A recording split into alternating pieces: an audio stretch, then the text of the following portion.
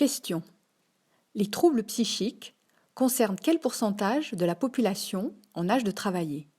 5%, 10%, 15% ou 20%? 5%? 20%! Cela fait un Français sur 5 selon les chiffres de l'Organisation mondiale de la santé. C'est énorme. Est-ce que cela signifie qu'on peut en rencontrer dans les entreprises? Bien sûr, selon les chiffres d'Agirc et Arco, environ 76% des personnes atteintes de troubles psychiques, courants ou modérés, travaillent. Seulement 63% à 67% pour les personnes atteintes de troubles psychiques graves. C'est étonnant. J'aurais pensé que ces personnes ne pouvaient pas travailler. Une personne rétablie peut travailler. Et puis les troubles psychiques sont invisibles. Dans la majorité des cas, le collaborateur occupe son emploi et personne ne soupçonne qu'il a un trouble psychique.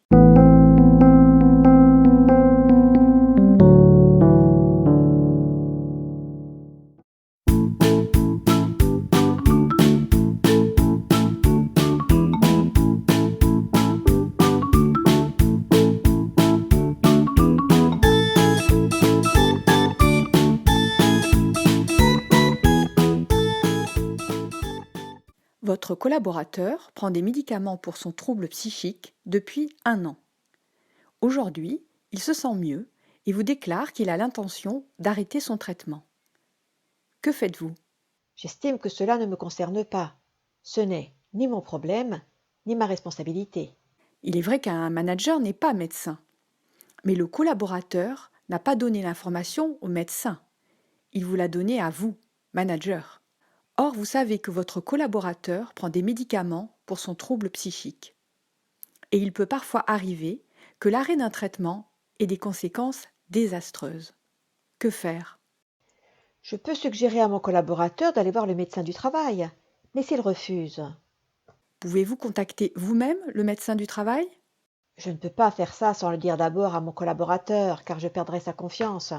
Je peux éventuellement lui dire: j'ai bien compris que tu ne voyais pas l'utilité d'aller voir le médecin du travail, mais je m'inquiète pour toi.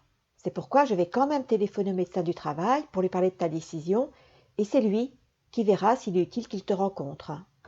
Ou mieux, je vais d'abord en parler à notre référent handicap. Dans mon ancienne entreprise, je serais plutôt passée par la responsable des ressources humaines.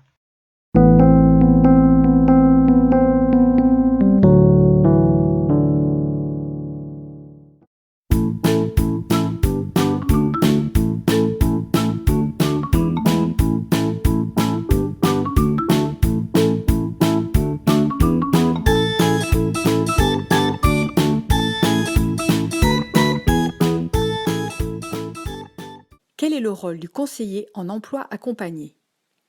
Il faut trouver l'erreur. A. Il accompagne l'employeur par rapport aux travailleurs handicapés. B. Il soutient l'insertion professionnelle du travailleur handicapé. C. Il assure un accompagnement médico-social du travailleur handicapé. D. Il intervient dans l'entreprise pour manager le travailleur handicapé. J'espère que la mauvaise réponse est: il intervient dans l'entreprise pour manager le travailleur handicapé. Tout à fait. Le conseiller en emploi accompagné ne se substitue pas au manager. Il se contente de l'accompagner quand celui-ci en a besoin. Concrètement, qu'est-ce qu'il peut m'apporter?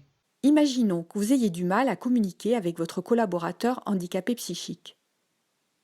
Ses réactions vous mettent mal à l'aise ou bien vous ne savez pas comment lui donner vos consignes. Le conseiller en emploi accompagné est un interlocuteur à qui vous pouvez demander des conseils. Est-ce qu'il pourrait intervenir dans le cadre d'un recrutement? Oui, bien sûr. Recrutement et maintien dans l'emploi.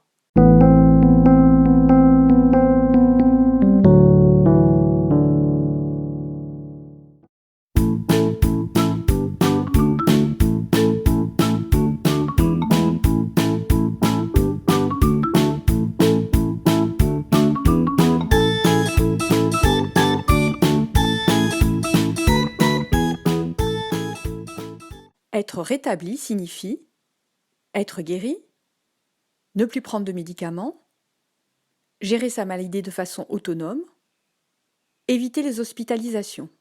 Être guéri? Non, pas du tout. Être rétabli ne signifie pas être guéri, ni ne plus prendre de médicaments, ni éviter les hospitalisations. Cela signifie gérer sa maladie de façon autonome. Mais si la personne n'est pas guérie, c'est qu'elle est toujours malade, donc elle ne peut pas travailler. Dans plein de situations médicales, l'opposition binaire maladie-guérison n'a pas de sens.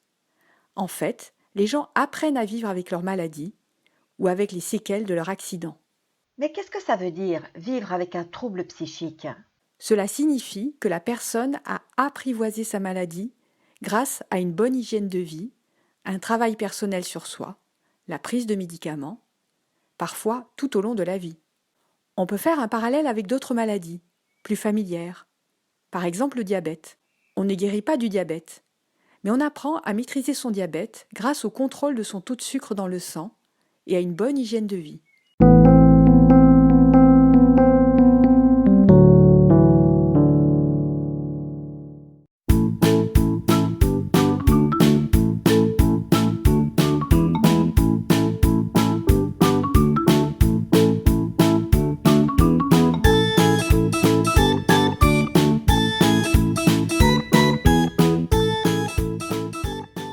Comme chaque année, votre service organise une petite fête au Nouvel An. Votre collaboratrice souffrant de dépression refuse d'y participer. Elle dit que ces fêtes n'ont pas de sens et que le monde est sans espoir. Comment réagissez-vous ? Moi, j'ai juste envie de lui dire qu'elle pourrait quand même faire des efforts de temps en temps et que j'en ai marre de son mauvais caractère. Je comprends votre réaction, mais c'est votre collaboratrice et vous savez qu'elle souffre de dépression. En fait, sa réaction est typique de la dépression. Cela ne sert à rien de lui faire la morale. De la même manière qu'il serait bizarre de demander à une personne en fauteuil de marcher sur ses deux jambes. Il est injuste de dire à une personne souffrant de dépression « Arrête d'agir bêtement » ou « Tu ne devrais pas commencer à te sentir mieux depuis le temps ?» Cela culpabilise la personne et va juste lui donner envie de se mettre en arrêt maladie. Bref, c'est une mauvaise réaction. Donc je ne peux rien dire ni rien faire. Au contraire, l'une des caractéristiques des personnes souffrant de dépression est la tendance à l'isolement, ce qui est contre-productif au travail. Il y a un véritable enjeu managérial à réintégrer la personne dans le groupe, mais cela ne peut pas se faire brutalement. Il faut lui proposer un objectif à sa mesure. Dans l'exemple donné, cela pourrait être « Viens et tu restes juste un quart d'heure ».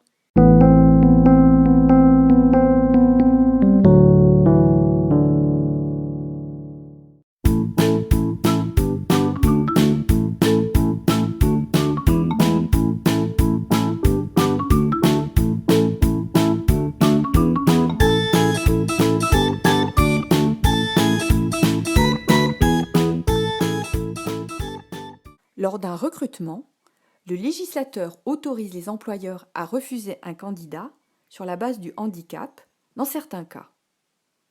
Il faut trouver l'erreur. A. Quand la compensation du handicap représente une charge disproportionnée. B. Quand l'état de santé est jugé incompatible avec l'emploi par le médecin du travail. C. Quand le handicap est jugé incompatible avec les obligations de sécurité. D. Quand on sait que le handicap risque de s'aggraver à long terme. En fait, je ne vois que des bonnes réponses. La mauvaise réponse est D. Quand on sait que le handicap risque de s'aggraver à long terme. Je ne suis pas d'accord. Si on sait que le handicap, un jour peut-être, peut s'aggraver, je n'ai aucune raison de recruter cette personne. Si le candidat est le meilleur en termes de compétences et d'expérience, et que son handicap est compatible avec l'emploi proposé, ici et maintenant, il faut le recruter. Le contraire serait non seulement discriminant, mais illogique. Car si les recruteurs devaient prendre en compte tous les risques futurs hypothétiques, il faudrait qu'ils écartent les candidats qui font des excès de vitesse ou des sports dangereux. Il me semble d'ailleurs que vous êtes un passionné de course, de moto et de deltaplane.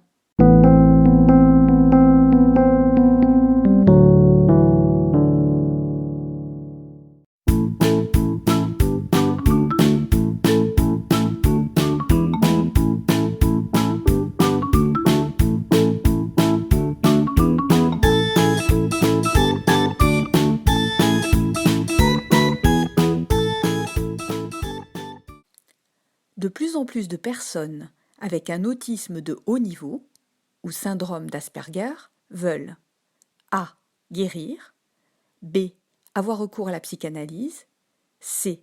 Que les soins comme le packing soient pris en charge par la sécurité sociale, D. Rester comme elles sont et être reconnues avec leurs spécificités. Avoir recours à la psychanalyse? Pas vraiment. C'est un sujet polémique.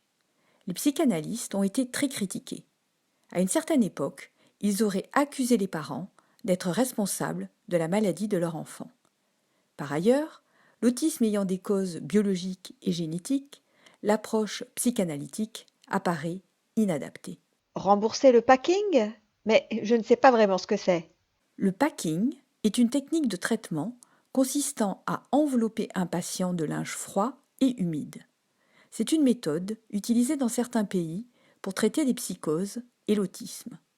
C'est surtout connu en France pour la controverse déclenchée en 2009 par son utilisation dans certains cas d'autisme, assimilant l'approche à du charlatanisme ou même à de la torture. Bref, ce n'est pas la bonne réponse. Alors, quelle est la bonne réponse? Rester comme elles sont et être reconnues avec leurs spécificités. Depuis les années 1990, une véritable culture ASPI s'est mise en place à travers des sites internet, des associations et des publications autobiographiques, en répandant l'idée que le syndrome d'Asperger est un don plutôt qu'un handicap.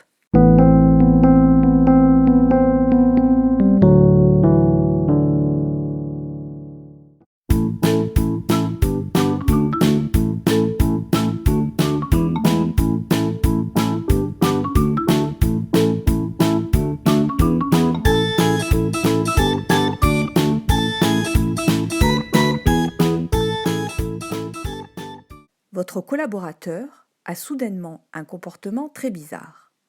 Il parle comme s'il était tout seul, il tient des propos délirants, il se prend pour le Christ et relate son martyre.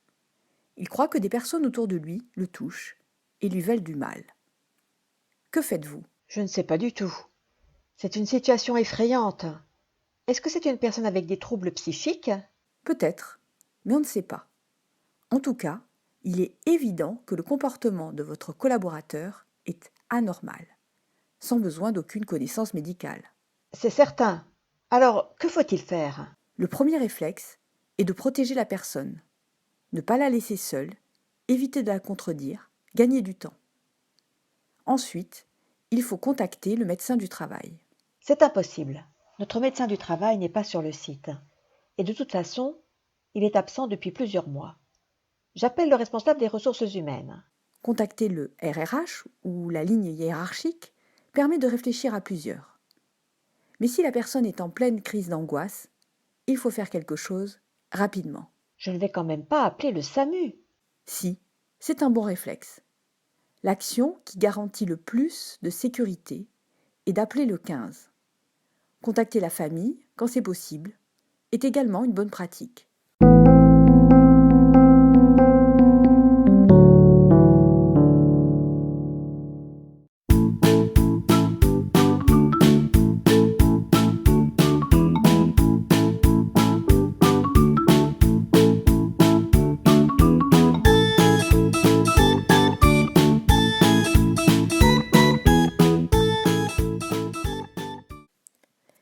Quelle action correspond à un aménagement raisonnable, c'est-à-dire sans charge disproportionnée, pour l'employeur? A. Une action très coûteuse, même après déduction des aides. B. Une action mettant en jeu la sécurité. C. Une action impliquant le manager et l'équipe. D. Une action dépassant le pouvoir de l'employeur. Cela ne peut être que une action impliquant le manager et l'équipe. Les autres options sont impossibles. C'est effectivement la bonne réponse. Mais je ne vois pas le rapport entre un aménagement de poste raisonnable et mon équipe ou moi-même. Dans le monde du travail, les moyens de compensation du handicap psychique sont principalement développer une communication individualisée, adapter l'organisation, sensibiliser l'équipe. Bref, c'est du management. Il n'est pas nécessaire d'acheter des matériels coûteux, cela ne met pas en jeu la sécurité et c'est dans mon périmètre de responsabilité. Vous avez tout compris, avec une limite quand même. Si le comportement de la personne handicapée psychique fait souffrir ses collègues et qu'il tombe malade, ou que le service ne soit plus en capacité de fonctionner, on parlera de charge disproportionnée.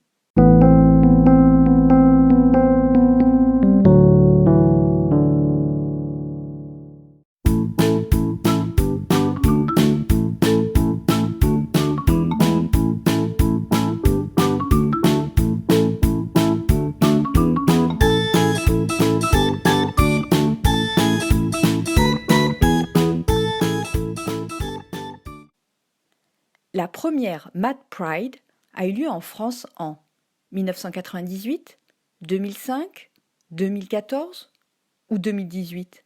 1998? 1998 est l'année de création officielle de la Techno Parade. La Mad Pride est créée plus tard, en 2014. Le défilé est parti de l'hôpital Sainte-Anne, à Paris, pour se terminer à l'hôtel de ville. Mais c'est quoi cette idée de Mad Pride? La Mad Pride s'inspire de la Gay Pride. C'est un défilé festif pour la dignité des personnes en difficulté psychique qui veulent que leurs droits soient reconnus. Une sorte de fierté des fous. C'est tout à fait cela. La perception des troubles psychiques a beaucoup changé dans notre histoire. Peur, rejet, enfermement, pitié, mise sous tutelle. Alors qu'aujourd'hui, on parle de rétablissement, responsabilisation, dignité, respect. La Mad Pride incarne cette évolution des mentalités et suggère que les personnes atteintes de maladies mentales doivent être fières de leur identité folle.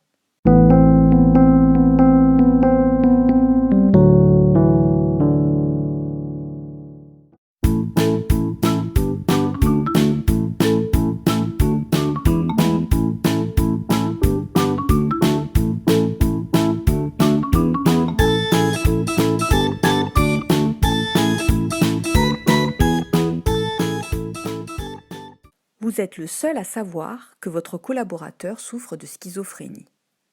Quand votre collaborateur sent monter une crise d'angoisse, il sort fumer et ainsi il retrouve toute sa sérénité. Le problème est que ces sorties sont vues par ses collègues comme un privilège injuste, car eux doivent attendre la pause. Que pouvez-vous faire? Je sais qu'il y a un problème. Je suis le seul à savoir qu'il souffre de schizophrénie parce qu'il me l'a dit. Mais il m'a demandé de ne pas le répéter. Alors je le laisse sortir fumer quand il veut et je ne donne aucune explication à ses collègues qui en déduisent que je fais du favoritisme. N'y a-t-il rien à faire? Je suis tenue par le secret médical. Le problème est que si le handicap lui-même est invisible, les pauses cigarettes peuvent être constatées par tout le monde. C'est ça qui est compliqué à gérer. C'est une situation fréquente qui repose sur une mauvaise compréhension du secret médical. Le secret médical se limite en réalité à l'origine et à la nature de la maladie. Par contre, il est bon et même nécessaire de pouvoir parler des conséquences du handicap en situation de travail et des moyens de le compenser. C'est sûr que ce serait plus simple si je pouvais dire votre collègue est travailleur handicapé, je l'autorise à faire des pauses car il en a besoin du fait de son handicap et c'est une préconisation du médecin du travail. Mais je crains qu'il refuse aussi que je dise qu'il est travailleur handicapé. Il faut bien sûr son accord. La première étape est de lui demander. Vous pouvez faire valoir que le statut administratif de travailleur handicapé ne dit rien sur la maladie. Par contre, cela permettrait de justifier les pauses au titre du droit à la compensation du handicap et non d'un privilège injustifié.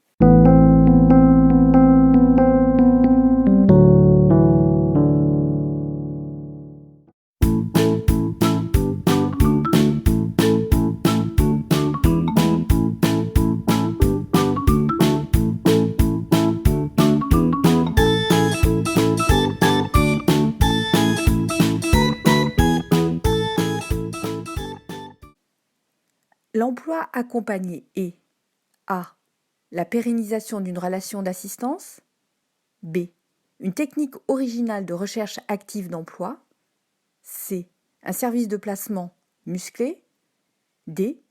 Un accompagnement adapté aux souhaits de la personne handicapée. Un service de placement musclé? Non, pas du tout. La bonne réponse est D. Un accompagnement adapté aux souhaits de la personne handicapée. C'est bizarre. Il me semble que c'est à la personne de s'adapter à l'accompagnement qu'on lui finance et non l'inverse. L'emploi accompagné s'inscrit dans la dynamique du rétablissement dont le but est d'apprendre à vivre avec sa maladie, ce qui suppose d'être responsable et autonome. L'emploi accompagné n'est pas une relation d'assistance. La personne en situation de handicap psychique a sa propre volonté et ses propres désirs. Il faut d'abord restaurer son pouvoir de décider et d'agir. C'est la meilleure façon de l'aider.